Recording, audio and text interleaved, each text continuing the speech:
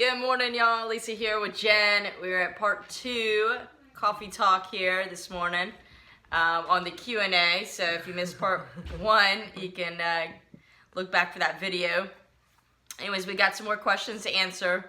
Really enjoyed last night and reading all your comments. You guys are so sweet. That was awesome. Yeah, we really enjoyed that. So get your coffee and Come relax. Come relax. So, all right. Where did I grow up? So I grew up in Charleston, South Carolina, and I lived there all the way through college. I went to college in New York, and then moved to Florida. That's where I met Jen, and we're presently back in Charleston, South Carolina. So that's where I grew up. Do you want to say real quick where you grew up? Well, I'm an Air Force brat, so I didn't really grow up anywhere, kind of all over. But we finally settled in New York, and then I moved to Florida for school, and that's where we met, and then we came up here to Charleston. So yeah, and Charleston's great. If yeah, you haven't absolutely. been to Charleston, it's wonderful. Beautiful place to visit. I think it's rated the friendliest city. Yeah. in the U.S. Mm-hmm. All right, does Jen have any lefties in her family? Well, actually, my mother was a lefty, but back in her day, they made all lefties right-handed. So I don't know if that's what they thought needed to be normal. So she always was right-handed to me, but she told me she was a lefty when she was born. But after that, I don't And know. all the girls are right-handed. They're all right-handed. Yeah. Early on, they kind of went back and forth, and I said, maybe. I don't know, when you're a lefty, you kind of get excited when someone else is a lefty, but they're all right-handed. So. I think it's cute. You're I like it. Yeah, I like that. Okay, I like this question. Story behind my signature necklace. So, I always seem to pick one necklace. I'm very simple in the jewelry, but I really like this guy, and this is how I got it. So my neighbor was cleaning out some of her jewelry and asked me if she could bring some over for the girls, and she handed me a pile of necklaces, and I saw this one, and let me try this on. This is cute. And I tried it on, and I liked it, so I was like, I'm keeping this one. You've had several necklaces since I've known you that you've worn for a length of time. Good amount of time, and like usually the glass breaks or... And then she moves on to a new one. Yeah. This is the new one. This is the new one. This is the new one. I really like it. So my neighbor, this came from my neighbor. Favorite recipe of the 100-day challenge. So we were talking about this, and actually, I was trying to think back. Oh, we've made so much food, and someone actually had commented on a video and mentioned about the Sushi Bowl, and that got me thinking. That is my favorite recipe because Jen and I love sushi, and we'll go out every now and then. This place we really like, and they have a half-off night. Sushi can get expensive, and so we love like a spicy tuna roll, and I recreated the sushi making a bowl. So with the spicy tuna actually came from canned tuna, so like a 70-cent can of tuna, just regular old tuna, and mixed it up with some different seasonings, made a sriracha mayonnaise, put it over some rice with some cucumber, avocado. Got the ginger in there. Yep, I got it. If you find the video for recipe for homemade pickled ginger, which is the best because that stuff has so many artificial coloring agents, and it's so easy to make. And then you cut up the nori and just sprinkle that on. If you have a little nori, you can just snip it up. It's so delicious. It really is. Yeah, and it tastes. Every bite tastes like a piece of sushi. It does. You would never know you're eating canned tuna. So that is a great budget-friendly sushi dish. So I'll try to make that again because I haven't made that in a while. Yeah, that one. We haven't had that in a while. Mm-hmm. Did you have one? Mine was the, it was a rice dish too, but I love poached or soft-boiled eggs, and we would just cut those open and put it on top, and there'd be some vegetables, cut up onions, a little tomato, something like that, just on the dish, and you just... Or even just over toast. Yeah, over toast is good. We do like an avocado toast, but the yolk from the soft-boiled egg is like... It feels like gourmet. When you do it that way. Like the sauce for your dish, and I love that. Zodiac sign, so I'm a Cancer. And I'm a Virgo. Jen's a Virgo. And they seem to be quite compatible according to the people who say that those I know, I like to read up on that stuff. They say that the Cancer and Virgos make great home life. So I would agree with that. We do make a nice home together. And what they describe often reflects exactly who she is and who I am. So we're just like, maybe it must be true. Yeah, she's definitely a Virgo. I'm definitely a Cancer. So, all right. How much should we spend each month on groceries? So usually, I'll let her handle this. Yeah, I handle all the food. Usually I would spend about $100 a month on groceries for all of us. Since doing this challenge, I've cut it back to about $70. And $30 makes a big difference depending on what your budget is. When you cut back, you'll notice, even if it's just $10, that you really have to learn to change a couple of things. And really all I did was I actually get more than $100 value of food now. I probably get about $125 to $150 worth of food for $70. Just had to figure out ways to get the same amount of food that we would get when I would spend $100 for $70. That's all I have to work with.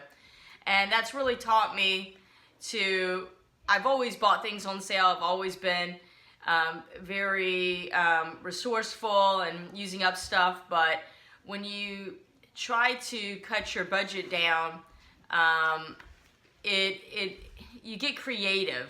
I think you have to put yourself in that place, and you realize that you don't miss certain things, and you find different techniques and stuff like that.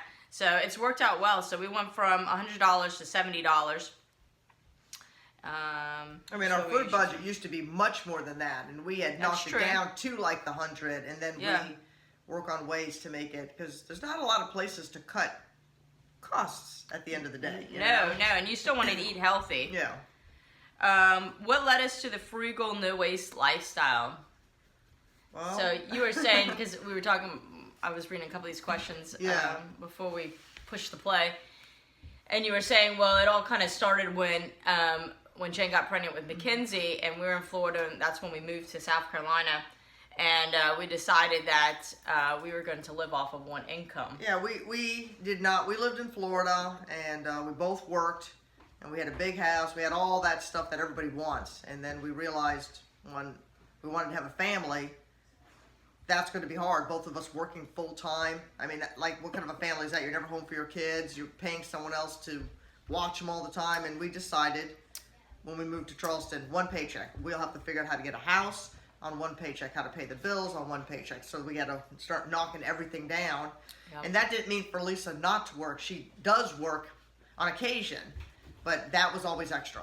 Yeah. If it didn't work on my paycheck, then we couldn't do it. We couldn't have it. And once we did that. And that kind of led us to, like, slowly, not spending as much, getting a little bit into minimalism.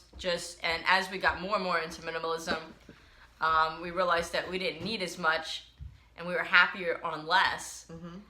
And we found things to do with the kids that didn't cost anything. Like, people always have to go to the movies. You have to have these big birthday parties. You have to.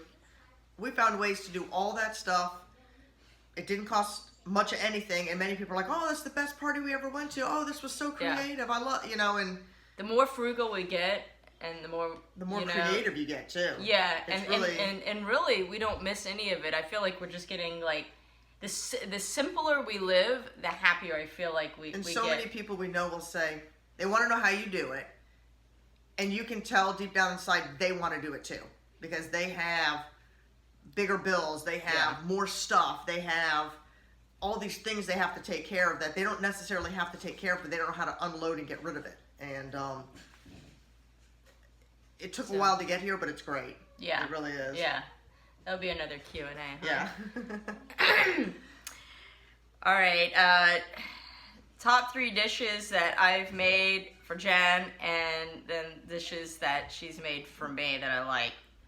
So, well, Jen's starting to do more and more of the cooking. I've always done a lot of the cooking, but she's starting to get more inspired, and she does breakfast very well. I do a variety of breakfast with eggs especially, but if you want breakfast, I can great breakfast. Jen can handle the grill, so she'll put some kebabs together, throw some burgers. She can man all that. She's got in really good, we really like the Nourish Bowl, so she's got if she makes dinner, she'll really try to fill the plate with whatever's in the house. I'll just look in the fridge. Yep, and some greens or open up a can of beans. And Jen will always keep rice, it simple, but it's simple. And Lisa will suggest a sauce usually. Yeah. To put on top of whatever I've made. And people always get intimidated because I like to cook for me. But I tell you, chefs are the best people to cook for because we are so appreciative when anybody makes us something.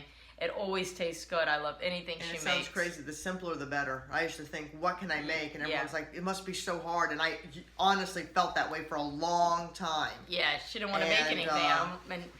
But now I just put something simple together for her and I hand it to her and she's happy she didn't have to do it. And she made it with love, sweetie. That's right. Just make it with love. All right. So what about me? What do you? The dishes you make for me? Yeah. I thought I was telling the dishes I made for you. Well, that was the ones that my top 3. Okay. Breakfast, grilling, and like just simple little nourish bowls you put together. And the ones that you make for me that I love so much. Oh my gosh, she makes so many amazing dishes, and I got to pick 3. That's going to be hard. I mean, she always makes like these stews, and she'll just add like the littlest things from the fridge or the freezer in. And like I always like that little flavor of the andouille sausage. You can almost do that with almost any dish, you know. Mm-hmm. And that's just delicious and amazing. She always will make, like we do, enchilada casseroles. She can turn anything into a lasagna, anything into dishes like that. Jen's the easiest person to cook for. She never complains. She'll eat anything. There's very few things I don't like, which is like cilantro, olives. I mean, they're very specific things, you know. And then when she got that air fryer, we used to just take the chicken and put it in there, and she'd, you know, just crisp up that chicken, and then we'd roast potatoes and veggies in the oven, and I make things pretty simple. I like to say we eat pretty healthy. But occasionally I'll make something real fancy, very restaurant style, you know, for a special occasion, and just, you know, get the ingredients and make something really fun. So we definitely do that. But yeah, I think I just make something new almost every day. It's kind of hard to pinpoint. Huh? And it is, and she always just makes it look amazing too. She can't just hand you a plate of food that wasn't put some artistic style into it to make it look so good. Okay, what principles have we set for our family? Did we agree right off the back on parenting techniques? So I'm going to talk about principles for the family.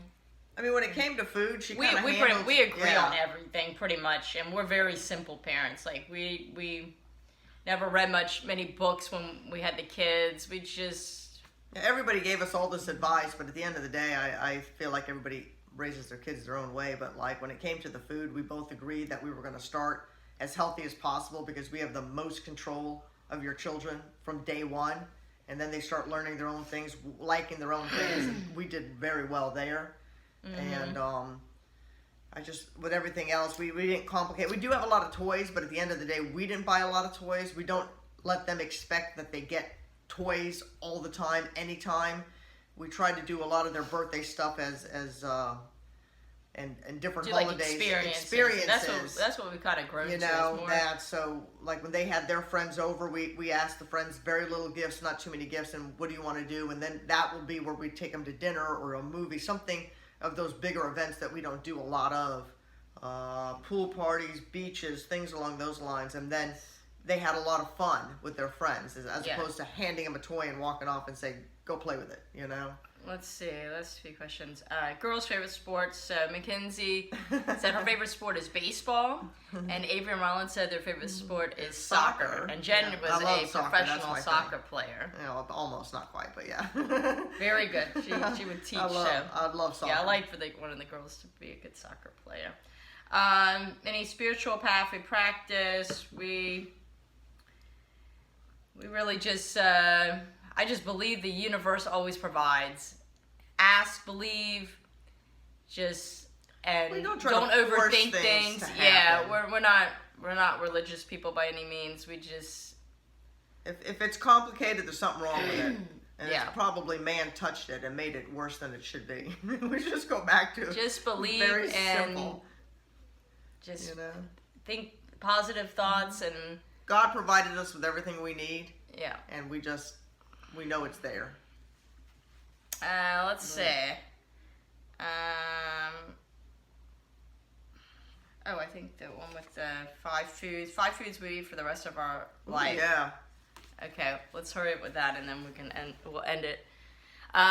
For me, well, it's funny because I was listing like simple Individual foods, and ones? Jen's like, oh, that's the chef in you trying to like create a balance. I was like rice, avocado, mango. I was trying to think of like different foods, but Jen's like, well, what about dishes? Like, Yeah, that's what I think. it's just however you put it, but anything Mexican, Yeah. right? You can live I Italian. said just because you got the rice, the beans, you can make such a nice meal. Yeah, who doesn't like A little pasta? cheese on top. I really don't think I'd get sick of like even like pizza or burger, like sandwiches, Yeah. like those kind of foods. But I don't it know. has It's hard to be a tell. meal, you know. Yeah, it's hard to Like rice, tell. beans, cheese with a little sauce, you know, and not a lot of cheese, but just some Yeah. ingredients like that, but. Well, Anyways. All right. Well, I'm sorry if we missed your question. We got a lot of them. I tried to consolidate, and I didn't write it word for word, but I wrote everything down. But we're happy to do another one in the future. It was really nice to do this. We enjoyed it, and hopefully we answered y'all's questions. And if you have more, just write them down, Lisa. Yeah, we'll get prepared for another one down in the future if you like. But thanks so much for watching. Remember to always eat happy foods. Remember to always make food with love. And we will catch you guys real soon. Take care. Take care. Ciao.